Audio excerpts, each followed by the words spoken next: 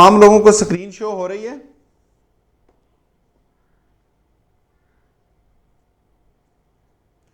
Okay, सबसे पहले हम देखेंगे टेस्ट से क्या मुराद है, मेजरमेंट से क्या मुराद है एंड इवैल्यूएशन से क्या मुराद है। जब हम इनको डिफाइन कर लेंगे उसके बाद ऑटोमेटिकली हमें ये चीज़ समझ आ जाएगी कि फिजिकल एजुकेशन में टेस्ट, मेजरमेंट या इवैल्यूएशन को हम क्यों यूज़ करते हैं या इसकी एप्लीकेशन क्या है।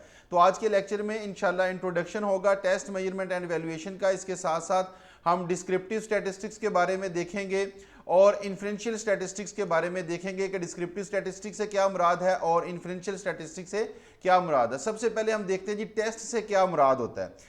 तो टेस्ट से मुराद ये होता है जी कोई भी इंस्ट्रूमेंट, कोई भी टूल, कोई भी activity, a set of question को हम टेस्ट कहते हैं। जैसे कॉमनली हम लोग, जब आप लोगों का एक सब्जेक्ट कंप्लीट हो जाता है तो उसके बाद मैं क्या करता हूं, आप लोगों का टेस्ट कंडक्ट करता हूं। और आप टेस्ट किस चीज़ को कहते हैं? टेस्ट आपका एमसीक्यूज़ के ऊपर मुश्तमिल होता है, जिसमें 100 एमसीक्यूज़ होते हैं, बाज़-ओ-क़ात 80 एमसीक्यूज़ होते हैं, बाज़-ओ-क़ात 50 एमसीक्यूज़ होते हैं। तो ये जो सेट ऑफ क्वेश्चंस होगा, यानी एजुकेशन सेक्टर में या एजुकेशन पर्सपेक्टिव में अगर देखेंगे तो टेस्ट से क्या मुराद होगा कि सेट ऑफ क्वेश्चंस, ठीक है, उसको हम टेस्ट कहते हैं। अब अगर फिजिकल एजुकेशन की बात की जाए तो फिजिकल एजुकेशन में हम किसी टूल को भी टेस्ट कह सकते हैं, किसी एक्टिविटी को भी टेस्ट कह सकते हैं, किसी इंस्ट्रूमेंट को भी टेस्ट कह सकते हैं। अब इसकी एग्जांपल हम इस तरीके से लगा लेते हैं कि जैसे सार्जेंट जंप हम लोग यूज़ करते हैं फिजिकल एजुकेशन में पावर को चेक करने के लिए। आप तमाम लोगों को पता है कि सार्जेंट जंप किस चीज़ के लिए होता है जी? पावर को चेक करने के लिए सार्जेंट जंप हम कंडक्ट करते हैं। अब ये सार्जेंट जंप क्या होता है? ये एक एक्टिविटी है, ठीक है। इसके बारे में हम डिटेल से पढ़ेंगे नेक्स्ट लेक्चर्स में कि सार्जेंट जंप होता क्या है, किस तरीके से इसको कंडक्ट किया जाता है, वगैरह वगैरह, ठीक है। तो अब हम यहाँ पे देखना ये चीज़ चाह रहे हैं कि ये सार्जेंट जंप जो है, चूंकि ये एक एक्टिविटी होती है, फिजिकल एक्टिविटी होती है, तो इसको भी हम क्या कहेंगे? इसको भी हम टेस्ट कहेंगे। इसी तरह जब हमने अपनी बॉडी में फैट की परसेंटेज को चेक करना होता है तो उसके लिए हम क्या करते हैं? डिफरेंट मेथड्स होते हैं फैट की परसेंटेज को चेक करने के, और उनमें से एक स्किन फोल्ड क्लिपर भी होता है। अब स्किन फोल्ड क्लिपर क्या होता है? ये एक इंस्ट्रूमेंट है, एक आला हम इसको कह सकते हैं। तो ये इंस्ट्रूमेंट या आला भी हमारे लिए क्या कहलाएगा? ये भी हमारे लिए टेस्ट ही होगा, ठीक है। इसी तरह नेक्स्ट हमारे पास आ जाता है ji Harvard step test. Harvard step test का आप लोगों को पता है, हम कार्डियोवैस्कुलर एंड्योरेंस को या कार्डियोवैस्कुलर फिटनेस को चेक करने के लिए हार्वर्ड स्टेप टेस्ट को यूज करते हैं। तो हार्वर्ड स्टेप टेस्ट भी क्या होता है? ये भी एक एक्टिविटी है, तो इसको भी हम क्या कहेंगे? टेस्ट कहेंगे। इसी तरह अगर हमने ब्लड प्रेशर को चेक करना होता है तो ब्लड प्रेशर को चेक करने के लिए हम क्या करते हैं? एक इंस्ट्रूमेंट यूज करते हैं जिसको हम स्फिग्मोमैनोमीटर कहते हैं। तो ये स्फिग्मोमैनोमीटर जो एक इंस्ट्रूमेंट है, ये भी हमारा क्या होगा? ये भी हमारा टेस्ट होगा। यानी इस तमाम डिस्कशन से हम ये चीज़ हमें इस नतीजे पर पहुंचते हैं कि टेस्ट कोई एक्टिविटी भी हो सकता है, टेस्ट कोई टूल भी हो सकता है, टेस्ट कोई इंस्ट्रूमेंट भी हो सकता है, और टेस्ट एक सेट ऑफ क्वेश्चंस भी हो सकता है। इसको हम टेस्ट कहेंगे। कोई इंस्ट्रूमेंट हो, कोई एक्टिविटी हो, या कोई सेट ऑफ क्वेश्चंस हो, जिसका मकसद क्या होगा? जो हम किस चीज़ के लिए कर रहे होंगे? फॉर कलेक्शन ऑफ डाटा, जिसकी मदद से हमें कोई डेटा मिलेगा। अब जब आप लोगों का टेस्ट कंडक्ट किया जाता है तो टेस्ट हम क्यों कंडक्ट करते हैं? उस टेस्ट की मदद से मेरे पास आप लोगों का डेटा आता है, जिससे मैं ये इवेल्युएशन कर सकता हूं कि आपकी परफॉर्मेंस कैसी जा रही है, आप कुछ लर्न कर रहे हैं या नहीं कर रहे, या आपने कितना कुछ गेन कर लिया हुआ, ठीक है। इसी तरह ब्लड प्रेशर चेक करने के लिए जब हम स्फिग्मोमैनोमीटर एक इंस्ट्रूमेंट यूज करते हैं, तो इस टेस्ट का मकसद भी क्या होता है कि हमारे पास कोई डेटा आ जाए, हमारे पास कोई इंफॉर्मेशन आ जाए जो कि हमारी रीडिंग होती है ब्लड प्रेशर की, ठीक है। तो इसका मतलब ये हुआ कि टेस्ट जो एक इंस्ट्रूमेंट है, जो एक टूल है, जो एक एक्टिविटी है या एक सेट ऑफ क्वेश्चन है, वो हम करते किस लिए हैं? उसको, उसकी एप्लीकेशन किस पर्पस के लिए होती है? कि हमारे पास कोई डेटा आ जाए, हमारे पास कोई इंफॉर्मेशन आ जाए, और हम उसकी बेस पे इवैल्यूएशन कर सकें, या उसकी बेस पे हमारी कोई जजमेंट हो सके, असेसमेंट हो सके, वगैरह वगैरह। तो यहाँ तक आप लोगों को ये समझ आ गई है कि टेस्ट से क्या मुराद होगा।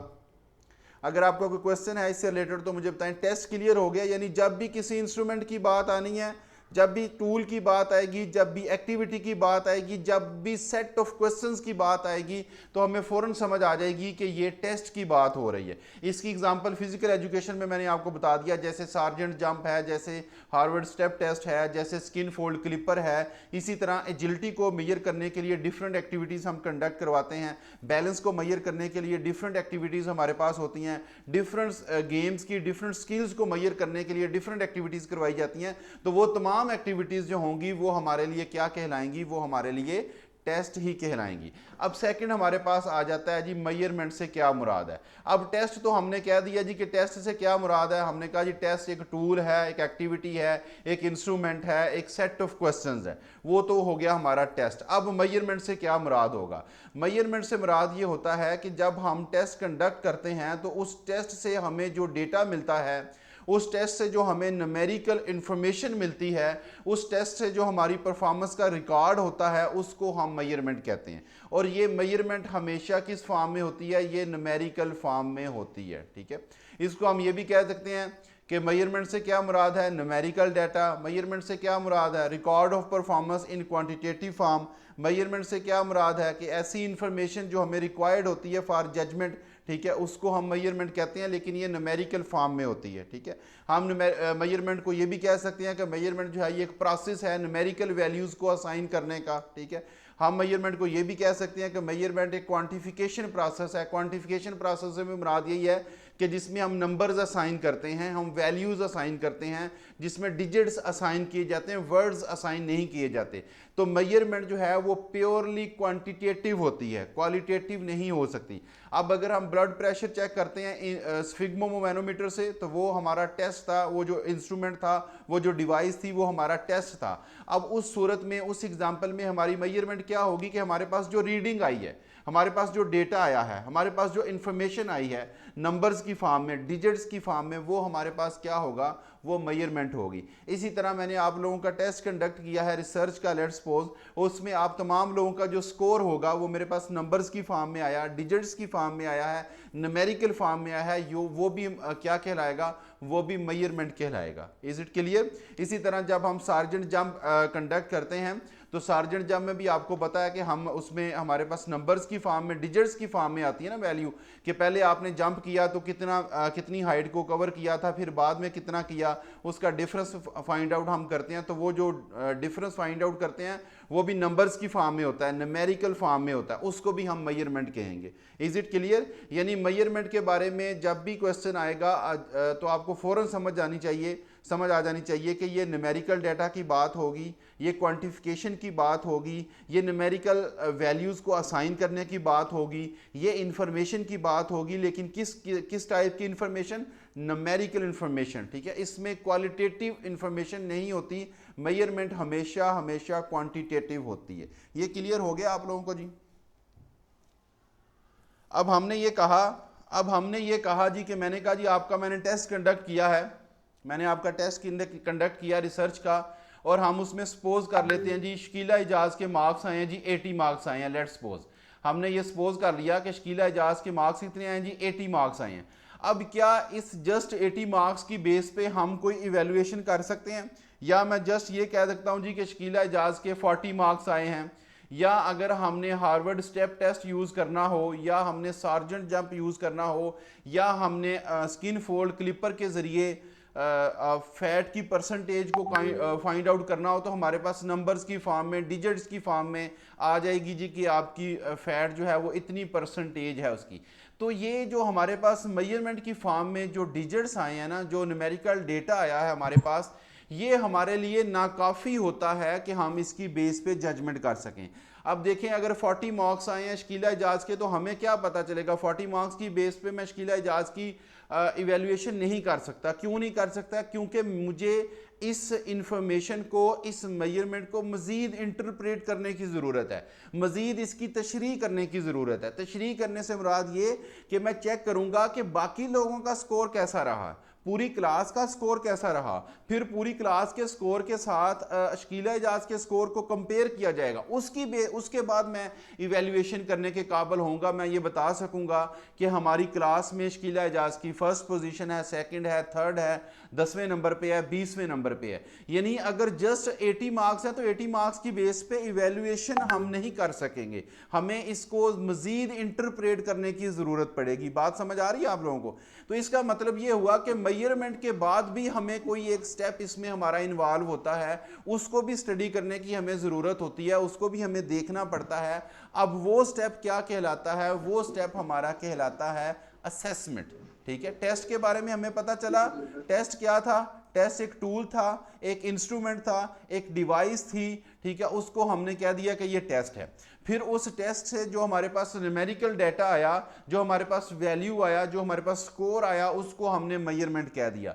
फिर हमने ये कहा कि अब ये मेजरमेंट की सूरत में हमारे पास जो डेटा आया है ये नाकाफी है, इसकी बेस पे हम प्रॉपर इवेल्युएशन नहीं कर सकते। क्योंकि ये सारा काम हम कर क्यों रहे हैं? हमने टेस्ट क्यों कंडक्ट किया, हमने मेजरमेंट क्यों कंडक्ट की? हम ये तमाम चीज़ें कर रहे हैं इवेल्युएशन करने के लिए, ताकि हमें यह पता चल सके कि हमारा स्टूडेंट कुछ लर्न कर रहा है या नहीं कर रहा, हमारा स्टूडेंट अपने गोल की तरफ जा रहा है या नहीं जा रहा, हमारा स्टूडेंट की परफॉर्मेंस जो है वो डे बाय डे बेहतर हो रही है या डिक्रीज हो रही है। इस तमाम पर्पज़ के लिए हमें इवेल्युएशन रिक्वायर्ड होती है, और इवेल्युएशन के लिए हमें सबसे पहले टेस्ट कंडक्ट करना पड़ता है, फिर मेजरमेंट करनी पड़ती है, और मेजरमेंट के बाद हमने कहा कि हमें जो हमारे पास मेजरमेंट आती है उसको इंटरप्रेट करना पड़ता है। ठीक है, जब हम उसको इंटरप्रेट कर देते हैं तो उससे फिर क्या बनता है? उससे हमारे लिए इवेल्युएशन करने में आसानी हो जाती है। जिसकी एग्जांपल मैंने आपको बताया कि अगर हमारे किसी एक स्टूडेंट के 40 मार्क्स आएंगे तो ये 40 मार्क्स जस्ट अगर हम उस स्टूडेंट के देखेंगे तो इसकी बेस पे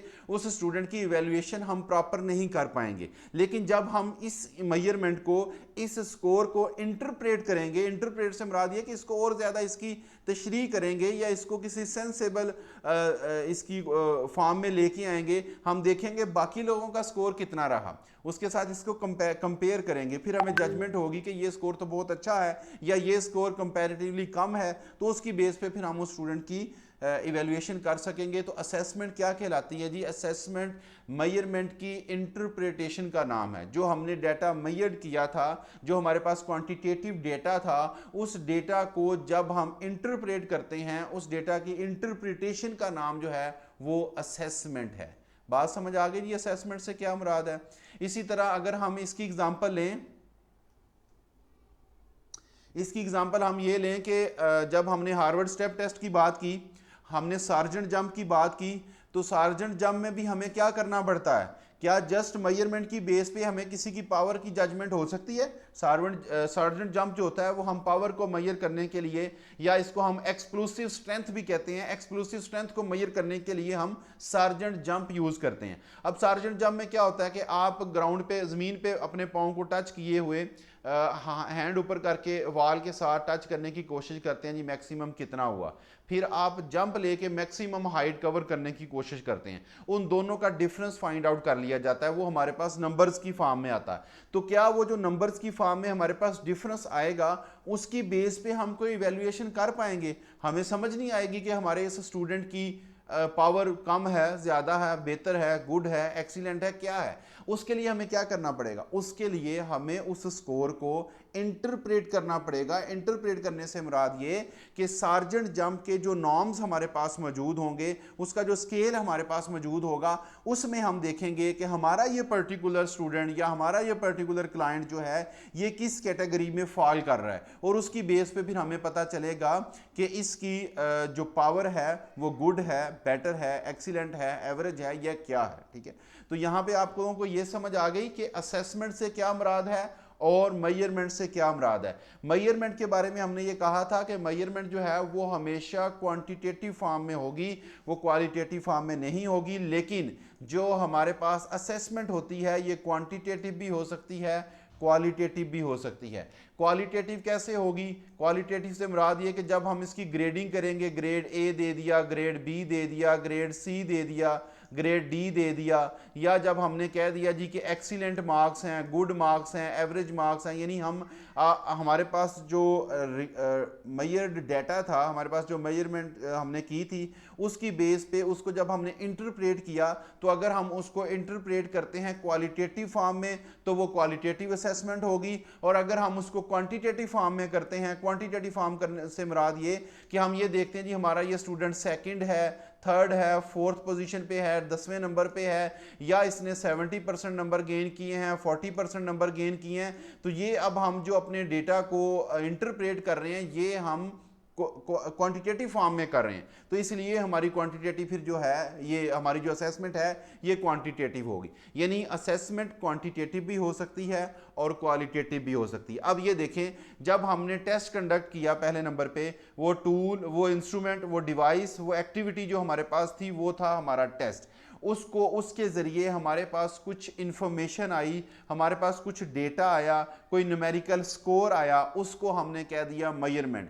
फिर हमने उस मेजरमेंट को या उस डेटा को क्या किया, इंटरप्रेट किया, उसकी मज़ीद तशरीह की, उसका कंपैरिजन किया, या उसको मज़ीद एक्सप्लेन किया, या उसको किसी सेंसेबल फॉर्म में लेके आए ताकि हमारे लिए इवेल्युएशन करनी आसान हो। ठीक है, उसको हमने असेसमेंट कह दिया। एंड लास्ट स्टेप जो हमारा होगा वो क्या कहलाएगा, वो इवेल्युएशन होगी। अब देखें, जब मैंने बात की कि लेट्स सपोज हमारी एक स्टूडेंट है जी, शकीला एजाज हम उसको कहते हैं जी, उसने 40 मार्क्स लिए, तो 40 मार्क्स की बेस पे हम इवेल्युएशन नहीं कर सकते थे। हमने फिर क्या किया, हमने असेसमेंट का सहारा लिया। हमने असेसमेंट का सहारा लिया। असेसमेंट ने क्या किया कि असेसमेंट ने इस डाटा को, इस मेजरमेंट को इंटरप्रेट किया, मतलब इसने दूसरे स्टूडेंट्स के साथ स्कोर को कंपेयर किया और हमें बता दिया जी बाकी स्टूडेंट्स की निस्बत ये वाला जो स्कोर है ये बेहतर है, या ये वाला स्कोर जो है वो बेहतर नहीं है। तो हमें ये पता चल गया कि पूरी क्लास में शकीला एजाज, यानी अगर 50 स्टूडेंट्स थे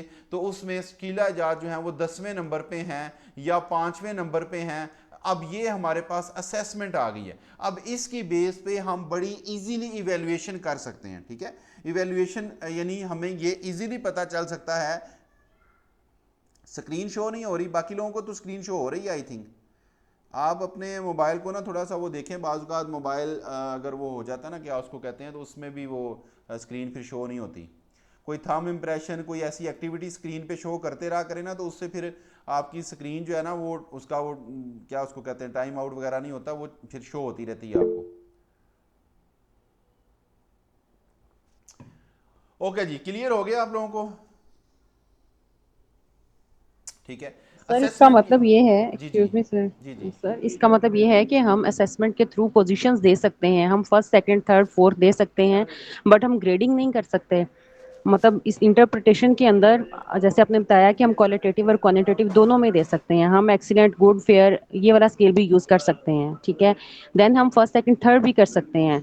तो फिर वैल्यूएशन का और इसका क्या वो रह जाएगा, मतलब डिफरेंस क्या होगा इसके अंदर, क्योंकि देखिए, ये सारी चीज़ें हम इवेल्युएशन जो है वैल्यूएशन ना, में दे सकते हैं। इवेल्युएशन को हम आगे नेक्स्ट स्लाइड में पढ़ेंगे, मज़ीद क्लियर हो जाएगा। इवेल्युएशन का मतलब ये है जजमेंट करना। इवेल्युएशन हमें हमारी जजमेंट में हेल्प करती है।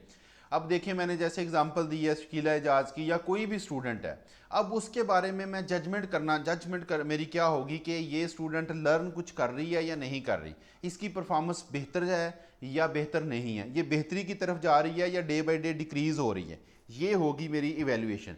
अब इसके लिए ये जो मैंने डिसीजन देना है, ये जो मेरा फाइनल डिसीजन होना है, ये जो मेरी जजमेंट होनी है, इसके लिए मुझे ग्राउंड भी तो कोई चाहिए ना, कोई बेस भी तो चाहिए जिसकी बेस पे मैंने फाइनल डिसीजन देना है। अब मैंने जैसे एग्जांपल दी है कि जी मैं टेस्ट कंडक्ट करता हूँ, तमाम स्टूडेंट्स का स्कोर मेरे पास आ जाता है, एक स्टूडेंट के नंबर आ जाते हैं 40। अब उसके नंबर 40 अगर 100 में देखे जाएं तो वैसे तो वो 40 नंबर बहुत कम है। अब अगर मैं फाइनल डिसीजन ये दे दूं कि जी ये स्टूडेंट, इसकी स्टूडेंट की परफॉर्मेंस जो है ना वो बहुत पुअर है, तो ये मेरी इवैल्यूएशन इतनी अथेंटिक नहीं होगी। क्यों? क्योंकि मैंने उसके स्कोर को इंटरप्रेट नहीं किया, मैंने उसके स्कोर को बाकी स्टूडेंट्स के स्कोर के साथ कंपैरिजन नहीं किया। अब ये भी तो हो सकता था कि बाकी जितने भी स्टूडेंट्स हैं उसमें उसका स्कोर सबसे हाईएस्ट हो। तो जब मुझे ये पता चल जाएगा कि जब मैं अपने डाटा को, अपनी इंफॉर्मेशन को इंटरप्रेट कर लूँगा, मुझे ये आइडिया हो जाएगा कि इस स्टूडेंट के मार्क्स जो हैं पूरी क्लास में सबसे हाईएस्ट हैं। गो के वो 100 में से 40 नंबर कम है, लेकिन कंपैरेटिवली इसके नंबर बहुत अच्छे हैं। बाकी स्टूडेंट्स की निस्बत इसने बहुत अच्छे नंबर दिए हैं, यानी बाकी स्टूडेंट्स की निस्बत तो इसकी क्लास में फर्स्ट पोजीशन बन रही है। ठीक है, तो ये इंटरप्रिटेशन है। इसकी बेस पे मैं जजमेंट दूंगा कि भाई शकीला एजाज की परफॉर्मेंस या फलां स्टूडेंट्स की परफॉर्मेंस जो है वो बहुत अच्छी जा रही है, वो लर्न सही कर रही हैं और उनको समझ आ रही है क्लासेस की, वो तैयारी कर रही हैं वगैरह वगैरह। ठीक है, तो असेसमेंट में और इवैल्यूएशन में ये फ़र्क है। इवैल्यूएशन जो होती है ना, ये हमारी फाइनल जजमेंट है। ठीक है, फाइनल जजमेंट है, इसमें हमने डिसीजन लेने होते हैं या डिसीजन करने होते हैं, फॉर एग्जांपल कह लें। ठीक है, और उसके वो जो हम डिसीजन करते हैं, डिसीजन लेते हैं, जो जजमेंट हम करते हैं, उसके लिए हमें ग्राउंड बनाना पड़ता है, और ग्राउंड बनाने के लिए हमें असेसमेंट का सहारा लेना पड़ता है। और असेसमेंट क्या है? असेसमेंट के लिए हमें ज़रूरी होता है कि हमारे पास कुछ स्कोर हो जिसकी हमने असेसमेंट करनी है, जिसको हमने इंटरप्रेट करना है, तो वो फिर मेजरमेंट होगी। अब मेजरमेंट कहाँ से आएगी? मेजरमेंट के लिए ज़रूरी है कि हमें टेस्ट कंडक्ट करना पड़ेगा। टेस्ट कंडक्ट करेंगे तो उससे हमारे पास कोई न्यूमेरिकल इंफॉर्मेशन आएगी, उसको हम मेजरमेंट कहेंगे। तो ये बात क्लियर हुई। नेक्स्ट अब हम देख लेते हैं इवैल्यूएशन क्या है, उससे मजीद आपको आई थिंक कि ये चीज़ क्लियर हो जाएगी कि इवैल्यूएशन क्या है जी। इवैल्यूएशन एक प्रोसेस है किस चीज़ का? Making decisions, making judgement. किसकी बेस पे ये करनी है जी जजमेंट आपने? जो आपको इन्फॉर्मेशन आपके पास आई है, यानी असेसमेंट के ज़रिए जो इन्फॉर्मेशन आपके पास आएगी, उसकी बेस पे आप जजमेंट या आप डिसीजन मेकिंग आपकी होगी। इस चीज़ को हम इवैल्यूएशन कहते हैं। इज इट क्लियर कि इवैल्यूएशन क्या है और असेसमेंट क्या है? जो हमारी असेसमेंट है ना, इसके ऊपर मैं थोड़ा टाइम इसलिए लगा रहा हूं कि इस पे ज़्यादा स्टूडेंट कंफ्यूज रहते हैं। जो हमारी असेसमेंट है ना, असेसमेंट हमें कोई फाइनल डिसीजन नहीं हम ले रहे असेसमेंट में। असेसमेंट हमारी जजमेंट नहीं है। असेसमेंट जस्ट हमारी मेजरमेंट की इंटरप्रिटेशन है, हमारी मेजरमेंट की तशरीह है। उसको हम किसी सेंसेबल फॉर्म में या कह लें कि किसी ऐसी फॉर्म में लेके आ रहे हैं जिससे हमारे लिए डिसीजन करना आसान हो। ठीक है, वो हमारी असेसमेंट है। जो हमारी डिसीजन मेकिंग होगी ना, जो हमारी फाइनल जजमेंट होगी, वो हम इवैल्यूएशन में करेंगे आके। Is it clear? सर जो एवोल्यूशन है इसमें तो ये भी होगा ना कि जो हमने टेस्ट लिया है या मेजरमेंट किया या असेसमेंट किया, कि ये सारा प्रोसीजर या जिसके लिए हम ये सब कुछ कर रहे हैं, हमारे ऑब्जेक्टिव्स वो गेन हो गए हैं, उसमें वो जजमेंट आ जाएगी ना कि आया कि जी जी, जो आप आप वो तो हाँ जी, देखें, हाँ इवैल्यूएशन जो जी, है ना, इवैल्यूएशन वो किसी भी पर्पज़ के लिए, जैसे आप ये कह रही हैं कि इवैल्यूएशन में ये होता है जी हमने कोई टारगेट अपना सेट किया हुआ है, तो उसके लिए भी हम इवैल्यूएशन कर सकते हैं। सर मैंने इट ऑनलाइन, मीन्स दैट जी जी, कि हम जो एवेल्युएशन है वो एक सेट क्राइटेरिया पर पूरा उतरना है, हम इसको ये कह सकते हैं एवेल्युएशन को। और असेसमेंट जो है ये वो प्रोसेस है जिसके अंदर हमें कंपैरिजन करना है स्टूडेंट्स के दरमियान, और देन हमने अपने डिसीजन की तरफ जाना है, लेना नहीं है। जी वो जी, हम जजमेंट जब हम करेंगे तो उसमें हम अगर सेट क्राइटेरिया हमारा वो फुलफिल करता है कोई भी किसी भी टेस्ट में, तो देन हम कहेंगे कि हमारी एवेल्युएशन हो गई है। जजमेंट तो फिर इवैल्यूएशन उसी जो है बेस ना, पे होगी ना। जी जी, बिल्कुल बिल्कुल ऐसे ही है। आप उसके लिए क्राइटेरिया का वर्ड इसके साथ अटैच ना करें इवैल्यूएशन के साथ, आप जस्ट ये करें कि ठीक है सर। इवैल्यूएशन का जो मकसद है ना, वो जजमेंट करना है, डिसीजन मेकिंग है। अब वो जो डिसीजन मेकिंग होगी ना, वो आप किसी ना किसी बेस पे ही करेंगे ना। डिसीजन मेकिंग जो जजमेंट करेंगे किसी बेस पे ही करेंगे ना। अब वो बेस आप क्राइटेरिया लेती हैं, आप वो ग्रेडिंग लेती हैं, आप वो मार्क्स की परसेंटेज लेती हैं, वो केस टू केस वेरी करेगा। हर केस में ऐसा नहीं होगा कि हम स्टूडेंट्स की परफॉर्मेंस को आपस में कंपेयर करेंगे। वो डिपेंड करता है कि भाई किस चीज़ के बारे में आप इवैल्यूएशन करना चाह रहे हैं। अब जैसे हमने पावर, अगर किसी स्टूडेंट की पावर चेक करनी है, हम सार्जेंट जंप की एक्टिविटी उससे करवाते हैं, तो उसमें हम स्टूडेंट्स की परफॉर्मेंस को आपस में कंपेयर नहीं करेंगे, बल्कि हम क्या करेंगे, हमारे स्टूडेंट्स का जो स्कोर होगा उसको, जो एक नॉर्म्स हमारे पास मौजूद होते हैं, स्केल मौजूद होता है जी, कि अगर स्टूडेंट की मेजरमेंट जो है इस रेंज से इस रेंज में आ जाएगी तो उसकी पावर जो होगी वो गुड होगी, अगर इस रेंज से इस रेंज सर में वो आ सेट जाएगी। स्केल है ना, फिर इट मीन्स कि ये सेट स्केल है ना ये वैल्यूएशन के लिए, जी जो जी, ऑलरेडी सेटल्ड है। बिल्कुल बिल्कुल ऐसे ही है। आपका पॉइंट क्लियर हो गया? जी सर, हो ओके, गया क्लियर, अब थैंक यू। हमें ये पता चल गया कि टेस्ट क्या है, टूल, इंस्ट्रूमेंट, एक्टिविटी, इसको हम टेस्ट कहते हैं। उस टेस्ट से जो हमारे पास न्यूमेरिकल इंफॉर्मेशन आती है उसको मेजरमेंट कहते हैं। उस मेजरमेंट को जब हम इंटरप्रेट करते हैं उसे हम असेसमेंट कहते हैं।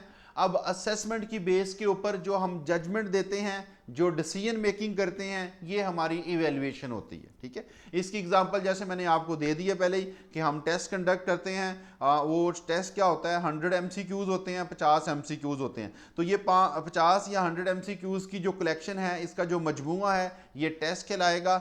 इसमें आपने कितना स्कोर लिया है, ये मेजरमेंट होगी। अब इस स्कोर की इंटरप्रिटेशन करेंगे। इंटरप्रिटेशन डिफरेंट तरीकों से हो सकती है।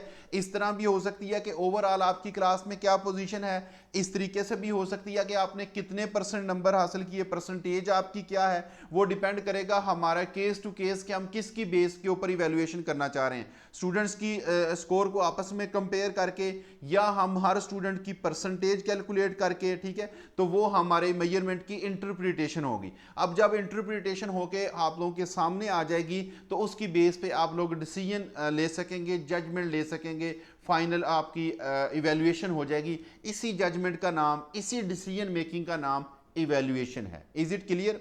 अब यहाँ पे हमें ये पता चला टेस्ट क्या है, मेजरमेंट क्या है, असेसमेंट क्या है और इवैल्यूएशन क्या है। ठीक है, अब हम नेक्स्ट देखते हैं कि जी इवैल्यूएशन की जो टाइप्स हैं, 2 टाइप्स इसकी होती हैं इवैल्यूएशन की। एक हम फॉर्मेटिव इवैल्यूएशन कहते हैं एक को, और दूसरी हमारी होती है समेटिव इवैल्यूएशन। फॉर्मेटिव इवैल्यूएशन जो होती है ना, फॉर्मेटिव इवैल्यूएशन से मुराद ये है कि जब भी आपका कोई लर्निंग प्रोग्राम चल रहा है, कोई ट्रेनिंग प्रोग्राम चल रहा है, आप कोई एक्टिविटी सिखा रहे हैं, उसके दौरान आप लोग जो इवैल्यूएशन करेंगे ना, वो आपकी फॉर्मेटिव इवैल्यूएशन होगी, जो during the course of training या ड्यूरिंग द डेवलपमेंट या during the programme, during the activity जो होगी। अब जैसे क्लास हम लोग कंडक्ट करते हैं, ठीक है, अब ये क्लास हम कंडक्ट कर रहे हैं, अब क्लास के दौरान ही मैं आप लोगों से ओरली क्वेश्चन करता हूं, आपसे कुछ पूछता हूं, ठीक है, तो ये मेरी क्या होगी, ये फॉर्मेटिव इवैल्यूएशन होगी। ठीक है, और जब हमारी ये मेजरमेंट एंड इवैल्यूएशन का सब्जेक्ट कंप्लीट हो जाता है, मैं सब कुछ आप लोगों को डिस्कस कर लेता हूं, हम स्टडी कर लेते हैं, और एट द एंड हम एक टेस्ट कंडक्ट करते हैं। वो हमारी जो इवैल्यूएशन होगी, जो हमने कोर्स वर्क ख़त्म करने के बाद की है, जब हमारी ट्रेनिंग प्रोग्राम ख़त्म हो गया, उस वक्त जो हमने इवैल्यूएशन की होगी, वो हमारी क्या कहलाएगी, वो हमारी समेटिव इवैल्यूएशन कहलाएगी। ठीक है, इज इट क्लियर? जो हमारी फॉर्मेटिव इवैल्यूएशन होती है ना, अब अगर आप लोगों को समझ आ गई है तो आप लोग इसका क्वेश्चन बताएंगे कि डायग्नोस्टिक जो हमारी इवैल्यूएशन है वो हम किसको कहेंगे? सर वो फाइंड आउट द प्रॉब्लम्स होता है ना इन द क्लास, कि अगर ड्यूरिंग क्लास कोई मसला है तो उसको डायग्नोज हो गया है, जैसे कोई बच्चा स्लो लर्नर है या किसी को समझ नहीं आ बिल्कुल रही, ऐसे ही है, मैं इस ये किस्म पूछ के रहा हूँ, मामला। बिल्कुल पॉइंट आपका बिल्कुल ठीक है। अब मुझे आप ये बताएं कि ये डायग्नोस्टिक इवैल्यूएशन जो है, ये फॉर्मेटिव होगी या समेटिव होगी? सर फॉर्मेटिव में आएगा। एग्जैक्टली, डायग्नोस्टिक इवैल्यूएशन जो है वो फॉर्मेटिव इवैल्यूएशन में आएगा। क्यों? क्योंकि ये ड्यूरिंग द कोर्स होगी। डायग्नोज हम उसे वक्त करेंगे ना जब हम कोई एक्टिविटी करवा रहे हैं। समेटिव इवैल्यूएशन के बारे में तो हमने क्या ना, ये तो एंड पे होगी, अब तो प्रोग्राम ही खत्म हो गया, अब तो मेजरमेंट एंड इवैल्यूएशन के लेक्चर्स ही खत्म हो गए हैं, तो अब वहां पे हम कुछ भी डायग्नोज नहीं होगा। डायग्नोस्टिक वो होगी ड्यूरिंग द क्लास, के क्लासेस अभी चल रही हैं, या कोई भी प्रोग्राम जो आपका ट्रेनिंग प्रोग्राम है, कोई लर्निंग प्रोग्राम है, कोई डेवलपमेंट, कोई भी प्रोग्राम वो चल रहा है, उसके दौरान जो आपकी इवैल्यूएशन होगी उसको हम डायग्नोस्टिक इवैल्यूएशन कहेंगे। ठीक है, और ये जो हमारी होगी समेटिव इवैल्यूएशन होगी, समेटिव इवैल्यूएशन जो होगी, इसको हम सर्टिफाइंग जजमेंट कह सकते हैं। Certifying judgement sir at the end होती है ना ये, इसलिए हम सर नहीं, वो इसको, सिमेट्रिक को कहेंगे हम सर्टिफाइड।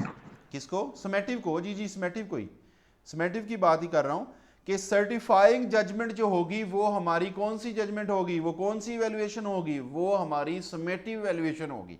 अब देखें, ड्यूरिंग क्लास में आप लोगों से कोई क्वेश्चन करता हूं या ओरली टेस्ट लेता हूं, तो ये मेरी सर्टिफाइंग जजमेंट नहीं होगी। सर्टिफाइंग जजमेंट उस वक्त होगी जब हम सब्जेक्ट कंप्लीट कर लेंगे, मैं आप लोगों का टेस्ट कंडक्ट कर लूँगा एट द एंड। उसके बाद जो मेरी जजमेंट होगी, उसके बाद जो मेरी इवेल्युएशन होगी कि फ़लाँ स्टूडेंट को मेजरमेंट आती है या नहीं आती, या इसको एवरेज है या ये एक्सीलेंट है वगैरह वगैरह, तो वो वाली जो जजमेंट एट द एंड होगी, उस जजमेंट को हम समेटिव इवेल्युएशन कहते हैं, या फाइनल या टर्मिनल या हम सर्टिफाइंग जजमेंट कहते हैं। ये डिफरेंट नेम से क्वेश्चन एमसीक्यूज में पूछा जाएगा कि सर्टिफाइंग जजमेंट क्या होगी, फाइनल जजमेंट क्या होगी, टर्मिनल जजमेंट क्या होगी। तो ये सारे वर्ड्स यूज करते हैं हम फॉर समेटिव वैल्यूएशन, ठीक है, फॉर समेटिव वैल्यूएशन।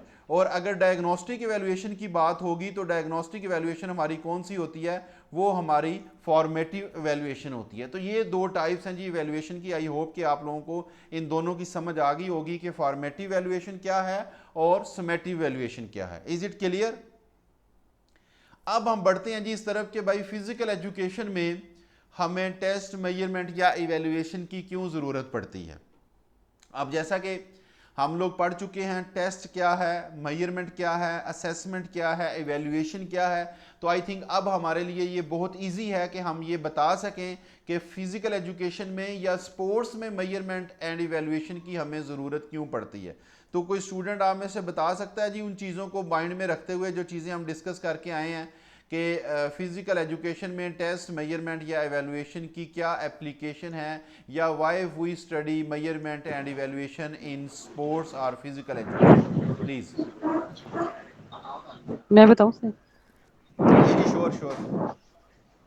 सर इसमें जैसे ये है ना कि टेस्ट और मेजरमेंट की कि अगर हमें कोई न्यू एथलीट है और वो गेम में आना चाहता है तो हम पहले उसका टेस्ट करेंगे ना कि कितना वो पॉलिश्ड है ऑलरेडी और कितना उसे मज़ीद करने की ज़रूरत है, और उसकी प्लेसमेंट कहाँ पे बन रही है। हमने उसको जो ट्रेनिंग देनी है वो हमने उसका स्टार्ट कहाँ से लेना है, आया उसकी जो बॉडी है वो उस गेम के लिए सेट है, या वो मेसोमॉर्फी में आता है या एक्टो में आता है या एंडो में आता है। हमने उसको किस गेम के लिए हम उसको सजेशन दे सकते हैं कि आप इसमें आ जाएं, तो हम उसके बारे में प्रिडिक्ट कर सकते हैं उसके इंटरेस्ट की बेस पे, बिल्कुल उसकी ऐसे, बॉडी टाइप एग्जैक्टली के गॉट योर बेस पे कि पॉइंट। इसमें बिल्कुल अच्छा चलेगा। बिल्कुल आपने ठीक कहा कि हमारे पास देखें टेस्ट, मेजरमेंट, एवेल्युएशन जो है ना, इसकी हमें हर स्टेप पे ज़रूरत पड़ेगी। हमने अपने एथलीट्स को ट्रेनिंग करवानी हो, हमने कोई टीम फाइनलाइज करनी हो, हमने ये देखना हो कि हमारी ट्रेनिंग जो है वो बेहतर जा रही है या नहीं जा रही, हमारे स्टूडेंट्स कुछ लर्न कर रहे हैं ट्रेनिंग से, नहीं कर रहे, हमारे एथलीट्स की, हमारे प्लेयर्स की फिटनेस बेहतर हो रही है या नहीं हो रही, या करंटली हमारा स्टूडेंट की फिटनेस जो है वो किस लेवल की है, या हमने अगर कोई प्रिडिक्शन करनी होगी, एक हमारे पास शॉट पुटर है तो उसकी हमने प्रिडिक्शन करनी है जी कि ये फ्यूचर में या नेशनल लेवल पे या इंटरनेशनल लेवल पे या ओलंपिक्स में इसकी परफॉर्मेंस क्या हो सकती है, तो उसके लिए भी हमें क्या करना पड़ेगा, टेस्ट, मेजरमेंट एंड इवैल्यूएशन ही करनी पड़ेगी, तभी जाके हम उसकी कर सकते हैं ना, प्रिडिक्शन कर सकते हैं। यानी अगर मैंने आप लोगों की प्रिडिक्शन करनी हो कि पीपीएससी में आप लोगों की परफॉर्मेंस कैसी रहेगी, तो उसकी ये प्रिडिक्शन करने से पहले मुझे आप लोगों का टेस्ट कंडक्ट करना पड़ेगा, आप लोगों की मेजरमेंट करनी पड़ेगी, असेसमेंट करनी पड़ेगी, इवैल्यूएशन करनी पड़ेगी, देन मैं प्रिडिक्ट कर पाऊंगा कि आप लोग पीपीएससी में आप लोगों की परफॉर्मेंस क्या रहेगी। इसी तरह अगर हम स्पोर्ट्स की बात करते हैं, फिजिकल एजुकेशन की बात करते हैं, तो हमारा एक जेवलिन थ्रोअर है, हैमर थ्रोअर है, लॉन्ग जंपर है या बास्केटबॉल का प्लेयर है, तो उसकी जो करंट परफॉर्मेंस है उसको हमें इवैल्यूएट करना पड़ेगा। और इवैल्यूएशन के लिए हमें क्या करना पड़ेगा, हमें असेसमेंट करनी पड़ेगी, हमें मेजरमेंट करनी पड़ेगी, हमें टेस्ट कंडक्ट करना पड़ेगा। देन हम प्रिडिक्ट कर सकते हैं कि ये जो हमारा पर्टिकुलर एक बास्केटबॉल का प्लेयर है इसकी परफॉर्मेंस कैसी रहेगी। तो हमने अपने एथलीट्स की, अपने प्लेयर्स की, अपने स्टूडेंट्स की परफॉर्मेंस को प्रिडिक्ट करना हो तो तब भी हमें टेस्ट, मेजरमेंट एंड इवैल्यूएशन की ज़रूरत पड़ती है। हमारा एक स्टूडेंट है, उसकी लर्निंग बेहतर नहीं हो रही, हमने ये देखना है कि डेफिशिएंसी कहाँ पे है, किस जगह से उसको चीज़ों की समझ नहीं आ रही या कौन सा पॉइंट उसका वीक है, तो उसके लिए भी हमें मेजरमेंट एंड इवैल्यूएशन की ज़रूरत पड़ती है, डायग्नोसिस के लिए भी। ठीक है, फिटनेस लेवल अगर हमने देखना है कि हमारा एक एथलीट स्पोर्ट्स में बेहतर क्यों नहीं परफॉर्म कर रहा, तो हम क्या करेंगे, डायग्नोस्टिक हमने डायग्नोज करना है कि इसकी परफॉर्मेंस बेहतर क्यों नहीं हो रही, तो उसके लिए हम क्या करेंगे, मेजरमेंट एंड इवैल्यूएशन करेंगे, हम डिफरेंट स्किल का टेस्ट कंडक्ट करेंगे, डिफरेंट जो फिजिकल एक्टिविटीज़ होंगी वो कंडक्ट करेंगे, मेडिकली डिफरेंट टेस्ट उसके हो सकते हैं, वो हम जैसे हार्वर्ड स्टेप टेस्ट है, जैसे सार्जेंट जंप है, जैसे बैलेंस के लिए स्टॉक टेस्ट है, जैसे रिएक्शन के लिए रोलर ड्रॉप टेस्ट है, यानी ये तमाम टेस्ट हम कंडक्ट करेंगे जिससे हमें ये पता चल जाएगा कि हमारे जो ये कंसर्न या फलां हमारा एथलीट है इसकी प्रॉब्लम कहाँ पे है, कि किस वजह से ये बेहतर परफॉर्म नहीं कर रहा। तो डायग्नोसिस के लिए भी हमें ज़रूरत पड़ती है।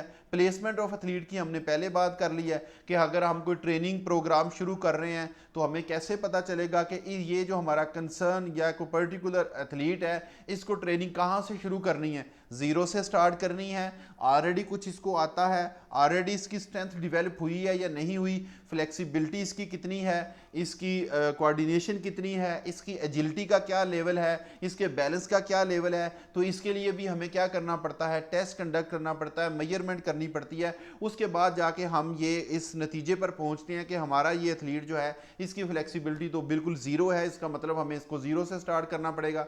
यानी placement of athletes, placement of players, placement of students. ठीक है, जैसे आप लोग हैं, अब आप लोगों को अगर ऑनलाइन क्लासेस आप लोग मेरे पास आते हैं कोचिंग के लिए, तो मैं क्या करूंगा, मुझे आप लोगों से क्वेश्चन करूंगा, मैं आप लोगों का टेस्ट कंडक्ट करूंगा, या जैसे आप लोगों का ये समझ ले कि एंट्री टेस्ट वगैरह होता है, ठीक है, उससे भी हमें उसको खैर हम प्लेसमेंट ऑफ एथलीट तो नहीं कह सकते, लेकिन जैसे हम आप लोगों का मैं कोई ओरल टेस्ट लूँ या रिटन टेस्ट लूँ तो उससे मुझे ये आइडिया हो जाएगा कि आपकी करंट सिचुएशन, करंट परफॉर्मेंस क्या है, आप किस जगह पे फॉल कर रही हैं। ठीक है, मोटिवेशन का क्या मकसद है, मोटिवेशन का मकसद ये है कि जब आप लोगों का मैं टेस्ट कंडक्ट करता हूँ तो आप लोगों के पास कोई स्कोर आ जाता है, आप लोगों को पता लगता है जी मैंने 100 में से 60 मार्क्स ऑब्टेन किए हैं, तो ये आपके लिए मोटिवेशन की वजह बनता है। आप लोगों को पता चलता है कि मैं लर्न कर रहा हूँ, ठीक है, मैं सीख रहा हूँ, मेरी परफॉर्मेंस बेहतर हो रही है। तो मेजरमेंट एंड इवैल्यूएशन की वजह से आपकी मोटिवेशन भी होती है और आपको ये भी पता चलता है कि आपने क्या कुछ अचीव कर लिया है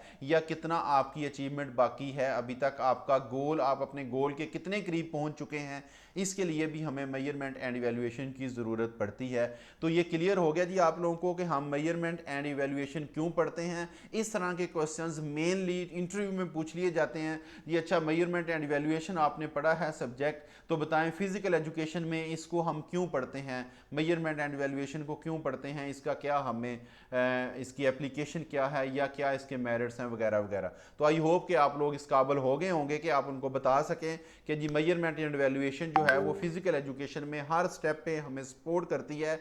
चाहे वो हमने एथलीट्स की ट्रेनिंग स्टार्ट करवानी हो, हमने उनकी परफॉर्मेंस में कोई डेफिशिएंसी फाइंड आउट करनी हो, हमने उनकी परफॉर्मेंस को प्रिडिक्ट करना हो, हमने उनको मोटिवेट करना हो, हमने ये चेक करना हो कि हमारे एथलीट ने कितना अचीव कर लिया है, कितनी अचीवमेंट रहती है। तो इस तमाम पर्पज़ के लिए हमें अल्टीमेटली टेस्ट कंडक्ट करना पड़ता है, मेजरमेंट करनी पड़ती है और उसकी बेस पे फिर हम इवैल्यूएशन करते हैं जिससे हमारे ये तमाम क्वेश्चंस जो होते हैं ये एड्रेस होते हैं। इज इट क्लियर जी कि why we study measurement and evaluation in physical education और in sports?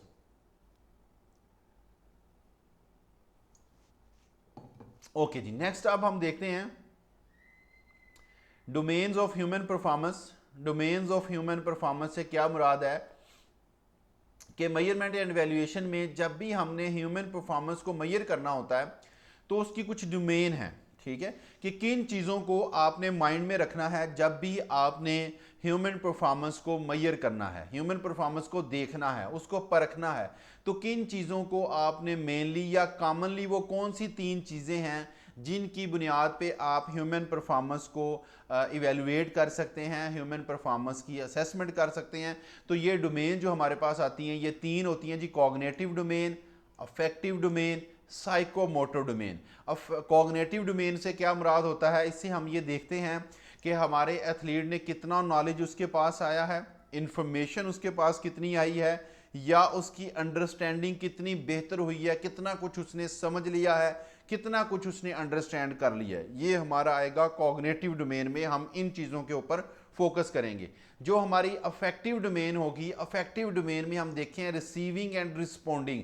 Receiving end responding से मुराद ये है इन सिंपल वर्ड्स कि अफेक्टिव डोमेन में हम ये देखते हैं कि during the course of learning, during the training, during the activity, during the class, हमारा स्टूडेंट जो था वो कैसे चीज़ों को रिसीव कर रहा था, वो रिस्पॉन्ड कैसे कर रहा था, उसका एटीट्यूड कैसा था, उसकी इंटरेस्ट कैसी थी। तो ये चीज़ें जो हैं ये हम अफेक्टिव डोमेन में देखते हैं। कॉग्निटिव डोमेन में क्या देखा कि नॉलेज इसके पास कितना आया, चीज़ें इसको समझ कितनी आई हैं, अंडरस्टैंड इसने कितनी चीज़ों को किया है, इसके पास नॉलेज कितना है। अफेक्टिव डोमेन में उसका एटीट्यूड देखा जाएगा, इंटरेस्ट कितनी थी, रिस्पोंड करता था ड्यूरिंग क्लास या नहीं करता था, ट्रेनिंग के दौरान इसका एटीट्यूड कैसा था, इंटरेस्ट कैसी थी, रिस्पोंड करता था या नहीं करता था, ये तमाम चीज़ें अफेक्टिव डोमेन में आएंगी। साइकोमोटर डोमेन में आएगा कि फिजिकल एबिलिटीज़ उसकी हम देखेंगे कि जो कुछ आपने उसको सिखाया है, जो कुछ आपने उसको लर्न करवाया है, उसको वो फिजिकली भी परफॉर्म कर सकता है या नहीं कर सकता।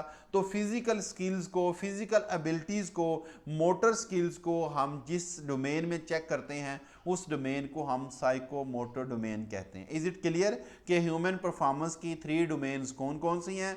Cognitive domain, affective domain and psychomotor domain. ठीक है, अब उसके बाद आ गया जी स्टैटिस्टिक्स। ठीक है, स्टैटिस्टिक्स। अब आप लोगों के माइंड में ये क्वेश्चन आएगा कि भाई मेजरमेंट एंड वैल्यूएशन तो पढ़ रहे थे हम, उसकी तो सर जी जी सर जी जी सर मेरा एक क्वेश्चन है, ये कॉग्निटिव और मेंटल डोमेन में क्या फर्क है? एबिलिटीज यानी कॉग्निटिव और मेंटल एबिलिटीज में इसमें डिफरेंस क्या है? कॉग्निटिव और मेंटल एबिलिटीज में सेम है सर वो वैसे। आपके वो एमसीक्यूज वाली वीडियोस देखी थी ना, तो उसमें थी ये कि मतलब मेंटल आएगा इधर या कॉग्निटिव आएगा, तो फिर आपने कहा था कि इधर कॉग्निटिव आएगा। वो उसमें आपने वो भी इसका बताया था, फार्मूला भी बताया था इसको चेक करने का। किसको चेक करने का? कॉग्निटिव डोमेन को चेक करने का फार्मूला नहीं, कॉग्निटिव जी डोमेन सर। का नहीं, वो इंटेलेक्चुअल लेवल का होगा आपका, उसकी मेंटल डेवलपमेंट का, आप वो शायद आप कह रही होंगी हाँ जी वो mental intelligence mental level. Growth. असल में जो जी जी टेस्ट उसका मेजरमेंट एंड मेंटल। इवैल्यूएशन है ना, टेस्ट मेजरमेंट एंड इवैल्यूएशन जो है ना, इसमें जो हम टर्म यूज़ करते हैं ना, वो कॉग्निटिव की यूज़ करते हैं। अब कॉग्निटिव से मुराद यही होता है relating to mind, relating to mental capabilities, दिमाग से रिलेटेड, माइंड से रिलेटेड चीज़ें।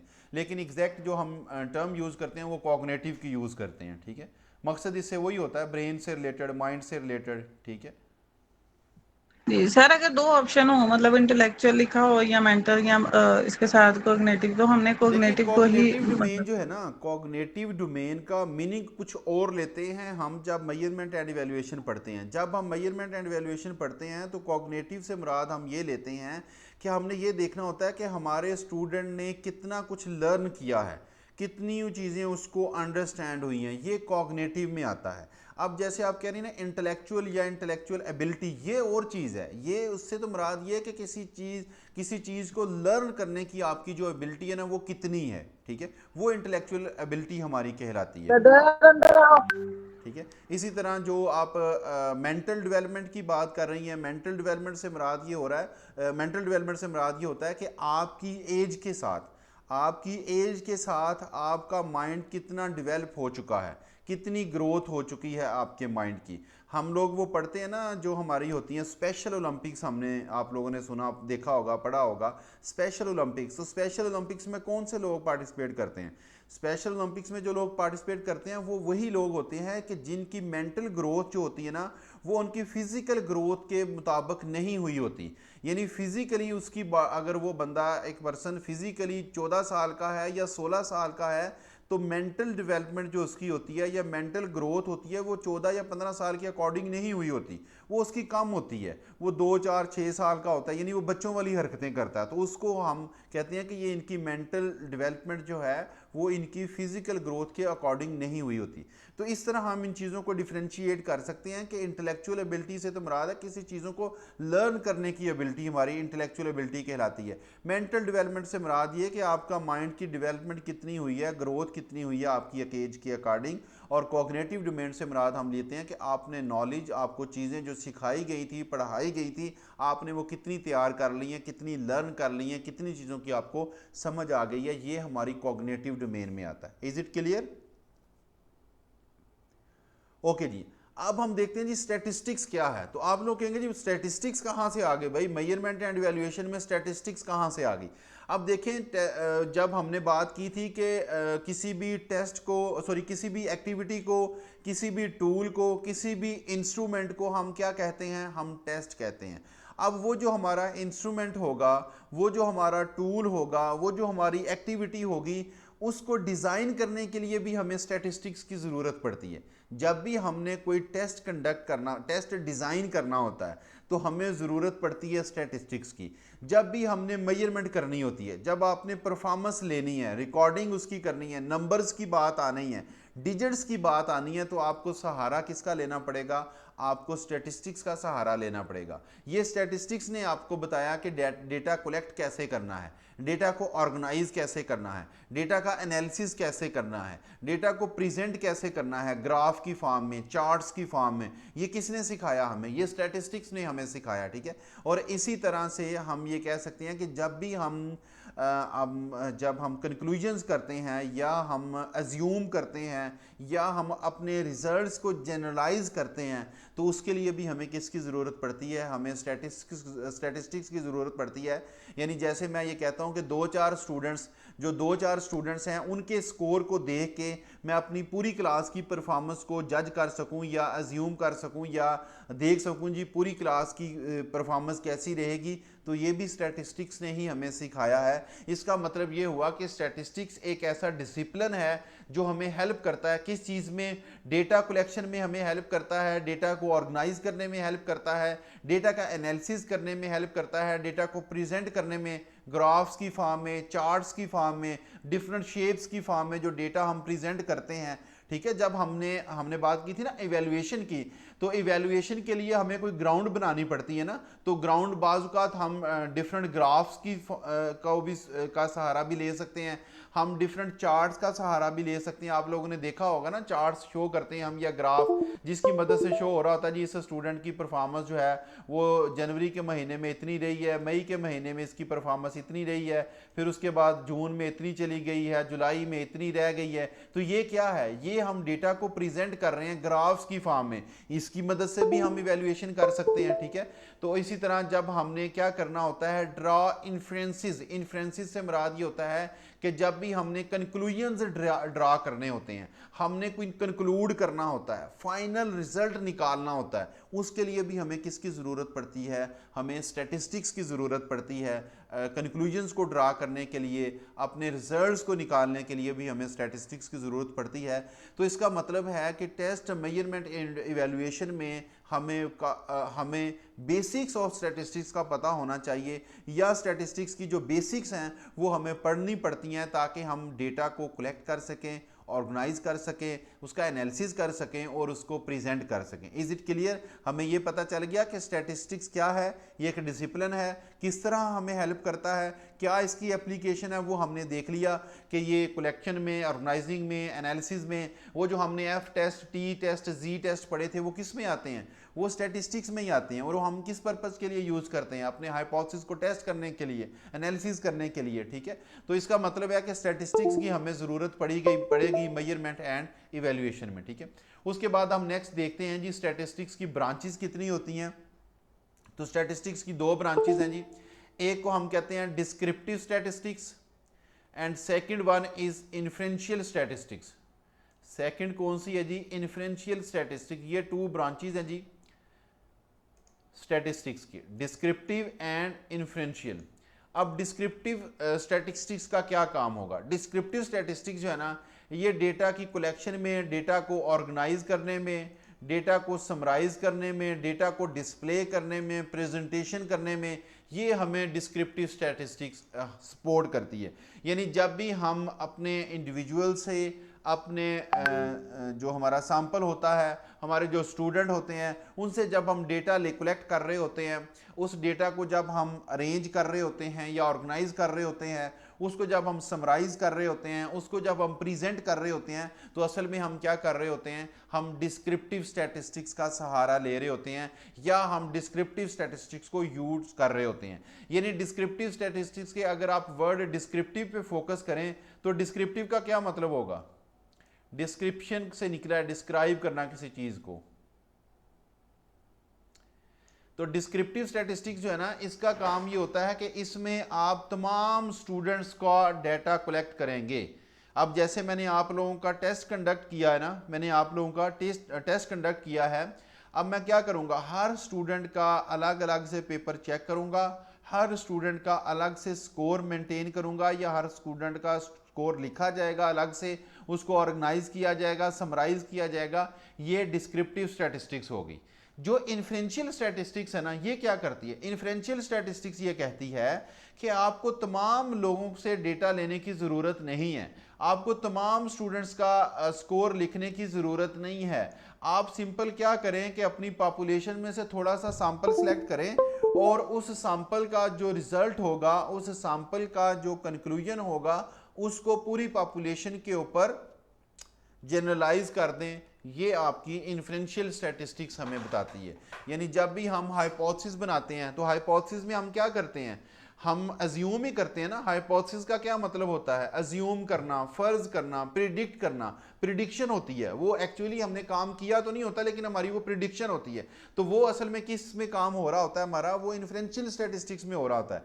तो जब भी हम हाइपोथेसिस को टेस्ट करने की बात करेंगे, जब भी हाइपोथेसिस टेस्टिंग की बात आएगी, तो हमें फौरन पता चल जाएगा कि ये इन्फ्रेंशियल स्टैटिस्टिक्स की बात हो रही है। और जब भी हम बात करेंगे कि हर इंडिविजुअल से हमने स्कोर लेना है, हर इंडिविजुअल के स्कोर को समराइज करना है, ऑर्गेनाइज करना है, प्रेजेंट करना है, तो वो डिस्क्रिप्टिव स्टैटिस्टिक्स की बात होगी। कुछ बात समझ आई है नहीं आप लोगों को?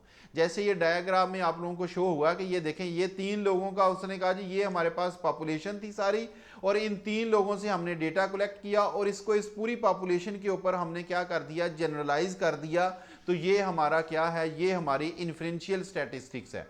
और डिस्क्रिप्टिव स्टैटिस्टिक्स में आपने क्या किया कि तमाम स्टूडेंट्स की कैलकुलेशन की है, तमाम स्टूडेंट्स के डाटा को ग्राफ की फॉर्म में या डिफरेंट शेप्स की फॉर्म में प्रेजेंट किया है, शो किया है। ये आपकी डिस्क्रिप्टिव स्टैटिस्टिक्स कहलाएगी।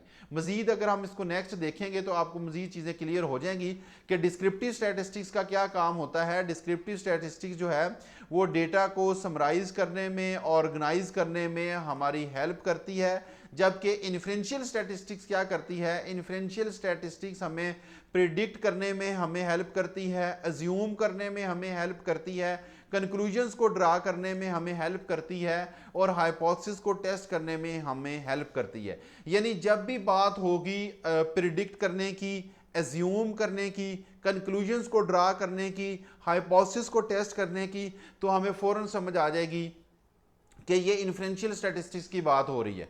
और जब भी बात आएगी डेटा कलेक्शन की, डेटा को ऑर्गेनाइज करने की, डेटा को प्रेजेंट करने की, तो हमें फ़ौरन समझ आ जाएगी कि ये डिस्क्रिप्टिव स्टैटिस्टिक्स है। ठीक है, जब हम अपने सैंपल से डेटा कलेक्ट करते हैं तो वो क्या होता है? वो डिस्क्रिप्टिव स्टैटिस्टिक्स होती है या इन्फ्रेंशियल स्टैटिस्टिक्स होती है? बताएं जी। डिस्क्रिप्टिव होती है सर। सैंपल से सर डेटा जब कलेक्ट करते हैं इन्फ्रेंशियल में आएगा ना ये।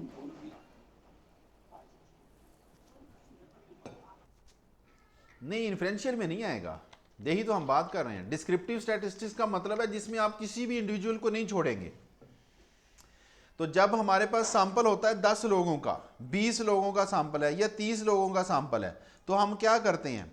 हर एक से इंफॉर्मेशन कलेक्ट करते हैं या इनमें से चंद लोगों से कलेक्ट करेंगे? क्यों जी?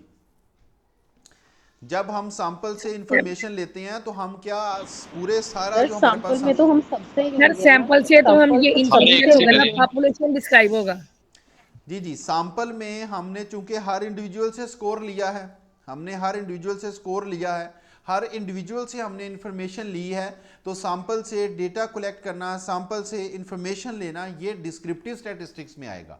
इन्फ्रेंशियल स्टैटिस्टिक्स में ये आएगा कि जब सैंपल से इंफॉर्मेशन आपने ले ली है, सैंपल से आपने डेटा ले लिया है, उस डेटा की बेस पे आप कुछ जर्नलाइजेशन बनाएंगे अबाउट योर पॉपुलेशन, वो आपकी इन्फ्रेंशियल स्टैटिस्टिक्स होगी। Is it clear? Last slide में हमने यही देखा, ये देखिए लास्ट स्लाइड में हमने यही पढ़ा था ना कि ये हमारी थी जी सारी पॉपुलेशन। हमने क्या किया? इसमें से सैंपल सेलेक्ट किया। अब इस सैंपल में हमने क्या किया? इस बंदे का स्कोर भी नोट किया, इस बंदे से भी स्कोर नोट किया, या कह लें हमने सैंपल में मौजूद हर इंडिविजुअल से इंफॉर्मेशन ली, हर इंडिविजुअल से डेटा लिया। तो ये जब हम हर इंडिविजुअल को डील करेंगे ना, हर इंडिविजुअल को डील करेंगे, तो ये डिस्क्रिप्टिव स्टैटिस्टिक्स होगी। डिस्क्रिप्टिव स्टैटिस्टिक्स हमें यही तो बताती है, वो कहती है आपने छोड़ना किसी को नहीं है, आपने प्रिडिक्शन नहीं करनी, आपने अज्यूम नहीं करना कि अगर तैयबा का स्कोर इतना है तो शकीला का भी इतना होगा, सलामत अली का भी इतना होगा, फातिमा नूर का भी इतना होगा, फलां का भी इतना होगा। डिस्क्रिप्टिव स्टैटिस्टिक्स जो है वो प्रिडिक्शन की तरफ नहीं जाती, अजम्पशंस की तरफ नहीं जाती। डिस्क्रिप्टिव स्टैटिस्टिक्स कहती है कि हर इंडिविजुअल से आपने डेटा लेना है, हर इंडिविजुअल की इंफॉर्मेशन आपने रिकॉर्ड करनी है, मेंटेन करनी है। ये आपकी डिस्क्रिप्टिव स्टैटिस्टिक्स है। अब जब हमारे पास डिस्क्रिप्टिव स्टैटिस्टिक्स में इंफॉर्मेशन आ जाती है, सैंपल से हमने हर सैंपल से डेटा ले लिया, उसके जो रिजल्ट्स होते हैं उसको जब हम पूरी पॉपुलेशन के ऊपर ड्रा करते हैं, जनरलाइज करते हैं, इसको हम इन्फ्रेंशियल स्टैटिस्टिक्स कहते हैं। Is it clear? यानी जब आप सर इसको जी जी सर हम इसको ऐसे भी कहते हैं, डिस्क्रिप्टिव जो है ये हमारी क्वालिटेटिव में आ जाएगी, जो हमारी जो इन्फ्रेंशियल है वो हमारी क्वालिटेटिव में आ जाएगी। नहीं, इसको किसी हद तक कहा जा सकता है वैसे, क्योंकि जो हमारी इन्फ्रेंशियल स्टैटिस्टिक्स होती है ना, जो हाइपोथेसिस टेस्टिंग है, तो आपको पता है कि हाइपोथेसिस तो हम मेनली क्वांटिटेटिव रिसर्च में ही बनाते हैं, क्वांटिटेटिव रिसर्च में ही हाइपोथेसिस बनाए जाते हैं। लेकिन ये ज़रूरी नहीं होगा, कुछ क्वालिटेटिव रिसर्च भी ऐसी होती हैं जिसमें हम हाइपोथेसिस बनाते हैं। और इसी तरह जो हमने हर इंडिविजुअल से डेटा लेना है, हर इंडिविजुअल से स्कोर कलेक्ट करना है, तो वो तो हम क्वांटिटेटिव में भी करेंगे, क्वालिटेटिव में भी करेंगे।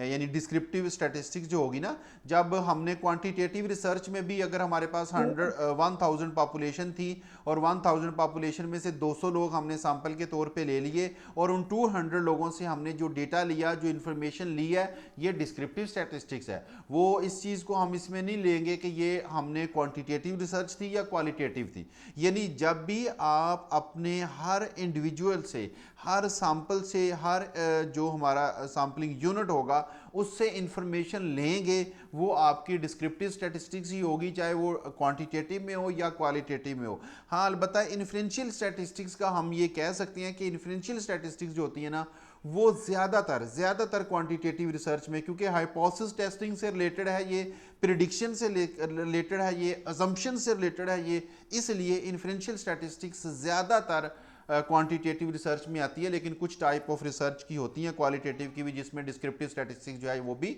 इस्तेमाल हम करते हैं। इज इट क्लियर जी? अब आपको एमसीक्यूज में क्वेश्चन आएगा जी, हाइपोथेसिस टेस्टिंग जो है वो किससे रिलेटेड है?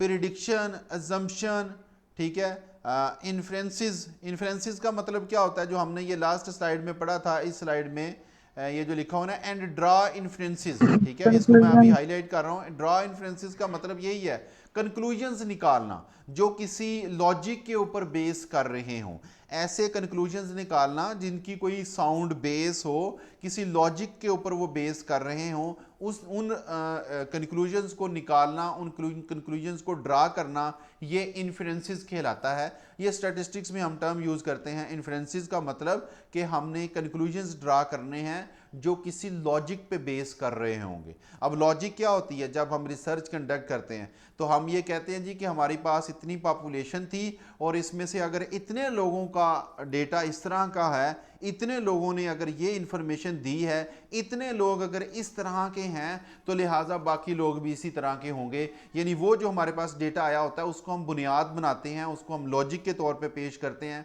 कि जी बाकी पॉपुलेशन भी इसी तरह होगी। आप जिसकी एग्जांपल आप ये कह सकते हैं कि जब हम खाना बनाते हैं तो हमने ये चेक करना होता है हांडी हमारी तैयार होगी या नहीं होगी, थोड़ा सा हम उसमें से पीस निकाल के चेक करते हैं, तो वो हम फिर पूरी हांडी के ऊपर अपनी के ऊपर रिजल्ट जनरलाइज कर देते हैं कि ये इतना पीस अगर तैयार है तो इसका मतलब ये सारा डेटा हमारी पॉपुलेशन इस तरह की होगी, या हमारी वो कह ले कि खाना तैयार है। ठीक है, अब यहाँ तक क्लियर हो गया जी इन्फ्रेंशियल स्टैटिस्टिक्स का और डिस्क्रिप्टिव स्टैटिस्टिक्स की हमें समझ आ गई। अब हम देखते हैं कि डिस्क्रिप्टिव स्टैटिस्टिक्स में फर्दर हम चीज़ें पढ़ेंगे क्या क्या। डिस्क्रिप्टिव स्टैटिस्टिक्स में जो आपके पास फर्दर चीज़ें आएंगी ना जी, वो आएगा number 1 central tendency, measure of central tendency.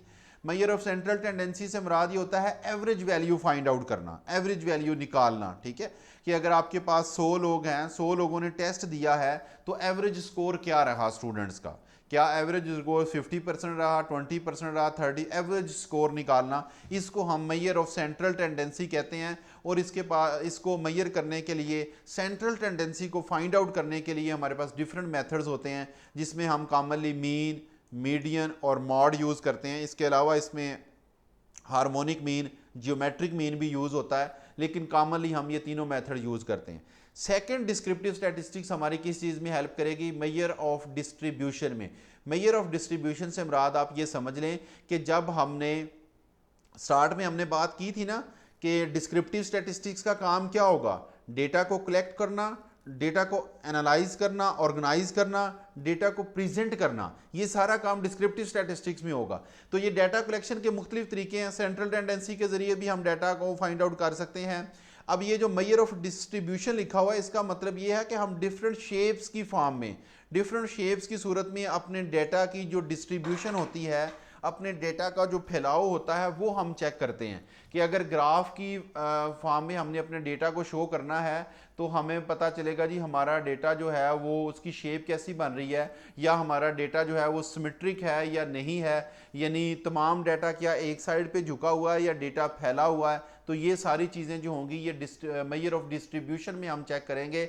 यानी अगर मैंने ये देखना है कि क्या मेरे टेस्ट में तमाम स्टूडेंट्स के मार्क्स जो हैं वो 70 से ऊपर ही हैं या 40 से नीचे हैं, या ऐसे है कि फुल रेंज में हैं, कुछ लोगों के 20 भी हैं, 30 भी हैं, 40, यानी हर तरह के लोग मेरे पास मौजूद हैं। तो ये वाली जो चीज़ होगी ना, जिसमें मुझे डिस्ट्रीब्यूशन का पता चलेगा कि डिस्ट्रीब्यूशन किस तरह की है, क्या तमाम डाटा एक साइड पे स्क्यू हो गया है, इकट्ठा हो गया है, या डेटा फैला हुआ है, बराबर इक्वली फैला हुआ है, 50 से ऊपर नंबर लेने वाले भी उतने हैं, 50 से नीचे नंबर लेने वाले भी उतने हैं। ठीक है, तो ये सारी चीज़ें जो होंगी जिससे हमें ये पता चलेगा कि हमारा डाटा जो है वो नॉर्मल है, सिमेट्रिकल है, नहीं है, स्क्यूनेस उसमें है, नहीं है, कर्टोसिस, ये डिफरेंट शेप्स की फॉर्म में हम इसको पढ़ेंगे, वो जिससे हमें ये पता चलता है कि हमारे डेटा की डिस्ट्रीब्यूशन किस तरह की है। ठीक है, उसके बाद मेजर ऑफ वेरिएबिलिटी। वेरिएबिलिटी से क्या मुराद होता है, वेरी करने से क्या मुराद होता है, वेरी करना, क्यों जी, एक चीज का दूसरी चीज से, दूसरे से मुख्तलिफ होना, वेरी जी जी करना। एग्जैक्टली एक चीज का दूसरी चीज से मुख्तलिफ होना। तो मेजर ऑफ वेरिएबिलिटी से हमें ये चीज जजमेंट होती है कि इसमें हम ये देखते हैं कि जो हमारी एवरेज वैल्यू है, जो हमने सेंट्रल टेंडेंसी में एवरेज स्कोर फाइंड आउट किया था, ठीक है, तो ये मेजर ऑफ वेरिएबिलिटी हमें ये बताती है कि एवरेज वैल्यू से हर इंडिविजुअल का स्कोर कितनी दूर है, उसको हम मेजर ऑफ वेरिएबिलिटी में चेक करते हैं। कि फ़र्ज़ करें मैं कहता हूं जी कि एवरेज स्कोर जो है ना मेरे स्टूडेंट्स का वो आया जी 50। अब मैं ये देखना चाहता हूं, मेजर ऑफ वेरिएबिलिटी को चेक करना चाहता हूं कि वेरिएबिलिटी कितनी है, हर स्टूडेंट का मीन से कितना डिफरेंस है, एवरेज वैल्यू से कितनी दूर है। तो उसके लिए हम मेजर ऑफ वेरिएबिलिटी का सहारा लेते हैं, जिससे हमें पता चलता है कि हमारा जो एक स्टूडेंट ए है उसका स्कोर मीन से कितनी दूरी पे है, हमारा जो स्टूडेंट बी है वो उसका कितना दूरी पे है, सी का कितनी दूरी पे है, डी का कितनी दूरी पे है। यानी हर इंडिविजुअल का हम देखेंगे कि एवरेज स्कोर से उसका कितनी डाटा जो है वो कितना मुख्तलिफ है, कितनी दूर फैला हुआ है, उसकी डिस्पर्शन चेक करेंगे, स्कैटरनेस चेक करेंगे। ठीक है, ये क्लियर होगी जी आप लोगों को बात कि डिस्क्रिप्टिव स्टैटिस्टिक में मेजर ऑफ सेंट्रल टेंडेंसी से क्या मुराद है, डिस्क्रिप्टिव स्टैटिस्टिक में मेजर ऑफ डिस्ट्रीब्यूशन से क्या मुराद है, और डिस्क्रिप्टिव स्टैटिस्टिक्स में मेजर ऑफ वेरिएबिलिटी से क्या मुराद है। ये डिफरेंट आगे उसकी टेक्निक्स लिखी हुई हैं कि वेरिएबिलिटी में हम वेरिएबिलिटी अगर हमने अपने डेटा की चेक करनी है तो रेंज के जरिए भी चेक की जा सकती है, standard deviation, variance, inter quartile range, mean deviation, ये तमाम मेथड्स होते हैं जो हम मेजर ऑफ वेरिएबिलिटी को चेक करने के लिए यूज़ करते हैं। जैसे हमने सेंट्रल टेंडेंसी को चेक करने के डिफरेंट मेथड्स पढ़े थे। यहां तक क्लियर होगी जी तमाम लोगों को बात, ठीक है। उसके बाद हमारी आ जाती है जी इन्फ्रेंशियल। अब ये हमने 1 बाय 1 तमाम पढ़ने हैं, मेजर ऑफ सेंट्रल टेंडेंसी को भी देखेंगे, मेजर ऑफ डिस्ट्रीब्यूशन को भी डिटेल से पढ़ेंगे, वेरिएबिलिटी को भी डिटेल से पढ़ेंगे। लेकिन उससे पहले हम देखते हैं कि इन्फ्रेंशियल स्टैटिस्टिक्स क्या है। तो हमने इन्फ्रेंशियल स्टैटिस्टिक्स के बारे में पहले ही बात कर ली थी कि इन्फ्रेंशियल स्टैटिस्टिक्स क्या होती है जी, कि इसमें हम क्या करते हैं, प्रिडिक्शन करते हैं, अपने हाइपोथेसिस को टेस्ट करते हैं। तो हाइपोथेसिस को टेस्ट करने के लिए हमें पता है जी क्या हम यूज़ करते हैं, टी टेस्ट यूज़, जी टेस्ट यूज़ किया जाता है, टी टेस्ट यूज़ किया जाता है, ठीक है। इसी तरह कॉई स्क्वायर टेस्ट है, अनोवा टेस्ट है, एफ टेस्ट है। इन तमाम टेस्ट को हम अपनी रिसर्च की क्लास में डिटेल से पढ़ चुके हैं। जिन स्टूडेंट्स ने नहीं पढ़ा वो नेक्स्ट इंशाल्लाह जब हम रिसर्च पढ़ेंगे तो वो उसमें डिस्कस हो जाएंगे कि T test, G test, chi square, ANOVA, F test ये क्या है, इनके क्या पर्पस होते हैं, ठीक है। और इसी तरह रेग्रेशन एनालिसिस जो है, linear regression, logistic regression, nominal regression, ordinal regression, ये भी इन्फ्रेंशियल स्टैटिस्टिक्स में होता है। लेकिन हम मेजरमेंट एंड वैल्यूएशन में इन्फ्रेंशियल स्टैटिस्टिक्स के ऊपर इतना फोकस नहीं करेंगे, हमारा मेन फोकस डिस्क्रिप्टिव स्टैटिस्टिक्स के ऊपर ही रहेगा, ठीक है। तो काफ़ी है इतना, या कंप्लीट कर लें आज का लेक्चर जी।